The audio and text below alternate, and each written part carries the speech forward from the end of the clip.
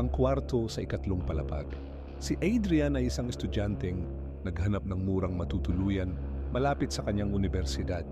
Sa tulong ng isang kaklase, natagpuan niya ang isang lumang boarding house na may bakanting kwarto sa ikatlong palapag. Kahit medyo luma at madilim ang lugar, pinili niyang tumuloy dahil mura ang renta. Pagdating sa kwarto, napansin ni Adrian na kakaiba ang atmosfera, parang laging may malamig na hangin kahit sarado ang bintana.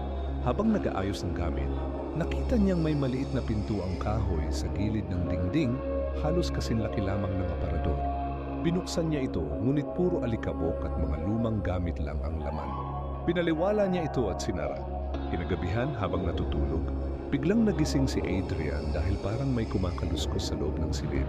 Naisip niyang baka daga lang kaya pumikit ulit siya. Ilang sandali pa, naramdaman niyang parang may mabigat na presensyang nakatayo sa tabi ng kanyang kama. Hindi niya magawang imulat ang mga mata at nang huminga siya ng malalim, may naamoy siyang bulok na amoy, parang nabubulok na karne. Kinabukasan, nagtanong-tanong si Adrian sa landlady tungkol sa silid. Tila nagatubili itong sumagot, ngunit sa huli sinabi nito, matagal nang walang tumutuloy diyan. Yung huling umupa, hindi na nakita. Basta nawala na lang isang gabi. Kinabahan si Adrian, ngunit dahil abala siya sa pag-aaral, minabuti niyang huwag na lang intindihin. Ilang araw ang lumipas, lalong lumalakas ang kakaibang mga ingay. Minsan ay parang may kaluskos ng paa. Minsan naman ay mahihinang bulong na tila galing sa loob ng maliit na pintuan. Palagi niyang isinasara iyon, ngunit tuwing umaga, lagi itong nakabukas.